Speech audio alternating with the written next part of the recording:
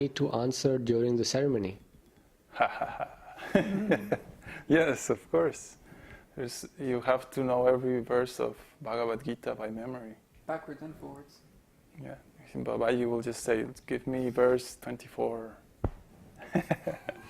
No, I'm just kidding. No, it's not really that serious in terms of memory. Prabhupada used to ask the devotees, what are the 4 regulative principles? And tell me, something like that, very basic. What's the regulative principles? And are you following? Are you going? What's your promise? And like that. It's more. This ritual is more about the heart. The heart is what you're saying. Okay, I'm tired of this material life. I'm tired of serving Maya. I'm tired of being an illusion. I want to serve Krishna all my life. This is what I want to do. I am happy being vegetarian. I'm happy following these principles. So it's normal. It's not like I'm struggling and like that. This event is more like, okay, here's my heart. I want to serve you, Bābājī. And actually, this is very important to serve the Guru, because this is like the exercise platform. The Guru is the representative of Krishna, so you serve the Guru, and he'll teach you how to approach Krishna by doing his service. Not that he's Krishna, of course, but all these bad qualities that we have, that you get to know after you practice for some time, then they're removed by service of the Guru, anarthas and all that stuff. So at least memorize the basics, which means what are the regulative principles, the Guru Pranam, the prayer, and the prayer for offering obeisances to the devotees, Vanchakalpa, Taruyascha. Especially because they're all coming for Janmashtami, if you tell them about Guru Pranam. Guru Pranam, yes, yeah. We're going to do it. Well, actually, everyone should know Guru Pranam. Yes, Guru Pranam. Attending and Vanchaka. Yeah, that would be the basic, Yeah. Vaishnava likes to be humble. So we offer obeisances to each other, and we offer obeisances to the Guru. This is very good. I remember when I first offered obeisances, it was like, what am I doing, Putting my forehead on the floor. It's completely weird for Western culture. But it's very good for softening the heart and like developing surrender. This is humility. Yeah, this is very good. So every time we like in here, every time that we meet each other in the morning, we offer obeisances and we say a prayer. Vanchakalpa Tarubhyascha. So you should look for this prayer. And we also have the same procedure for when we meet Bābājī every day, we offer obeisances. And we do the same mantra we sang in the beginning, Namah Vishnupadaya. And the same when we go to sleep or when the Guru is leaving or something like that. Usually Prabhupada was more strict that every time you see the Guru, offer obeisances. But Bābājī is a little more relaxed. So he likes in the morning and when going to sleep. That's just simple style, Okay.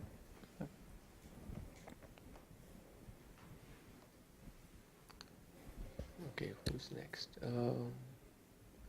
Question from Theo. Can initiation be given online or must it be done in person? We actually did one initiation, remote initiation. Who was that? Someone in Canada, I believe. When I was initiated, precisely, we had, if you see that video, it was quite an event, because there was, all the guests were like unknown to Vedic culture. They were freaking out in the initiation. It was very funny. So one devotee couldn't do the flight and all that stuff. He was like poor. So he requested for initiation. And actually Bābājī did an initiation like remotely by like phone line. we made a phone call, and he was already we were doing already live broadcasting, so it was kind of remote live initiation. And that's if you can't, I mean, if there's no chance of being there, but of course it's so much better if you're there. It's one very, very important thing is to meet the Guru, you know. I had listened to Bābājī preach for like 6 months or a year at the beginning, and I knew I have to meet this man, you know. He speaks of amazing things, but I have to meet him. I would recommend this to everyone who's really thinking of initiation. And that not very nice example of that remote initiation, that devotee basically disappeared or something like that. So, well, that's what happens sometimes. Bloop. Bloop. Yeah. Question from Jainamai Das. Sorry, from who? From Jainamai. Jainamai, okay. When you are in the journey to the US, for how many days will this transmission be interrupted? I don't know. I think we'll do it here while we're in Chile. I don't think much because US has lots. I mean, the connectivity there is just double the speed. So I think we won't interrupt. Maybe one day at most. Maybe when we're in India, that's going to be a little tougher, you know, traveling and all that. But we try to keep this as a daily program. I know that it's very hard for many devotees, like they're in the middle of demon land. Just like everyone is rascal, and this is very important for association, you know, to be with people that are normal. This is very healthy.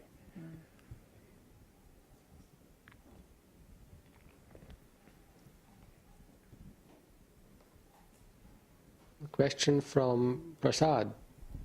Does the initiated devotee change the Brahmin thread once every year? Brahmins change their thread every year in a ritual called Upakarma. It is done during August. Oh, I see. Well, that's a more ritualistic practice, but so far I haven't done that practice. I'm basically the only one who has the sacred thread. Because it's Kali Yuga, this is kind of like impossible. We were talking about the other day how to follow all the rules and regulations for deity worship. And if you read the instructions, it's just like too much, you know. It's too heavy. So many things that you can do to commit an offense. So because this is more of an esoteric school, and we are practicing more oriented towards Raganuga Bhakti, we are a little bit relaxed in so many rules and regulations. This is our current standard. Yeah, Bābājī mentioned it's very easy. You should take the mic. Bābājī mentions. You have to unmute, yeah. Okay. Bābājī mentioned it's very easy to transfer the mantra from the existing sacred thread to the new one. So it takes only 10 minutes, he said. It's not a big problem.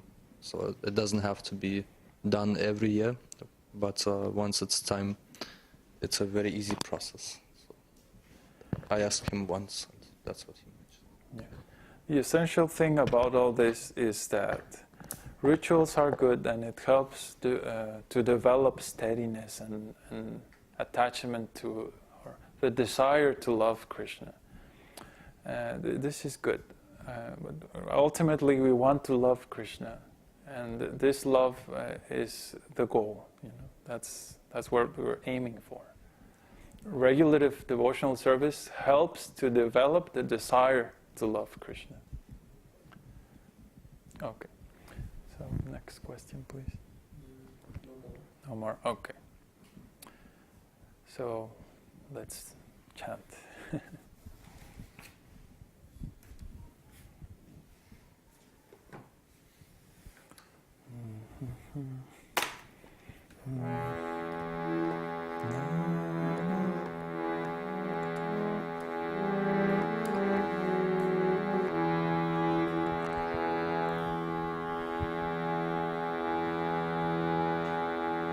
Oh yes, you should also learn the Śrīmad prayers.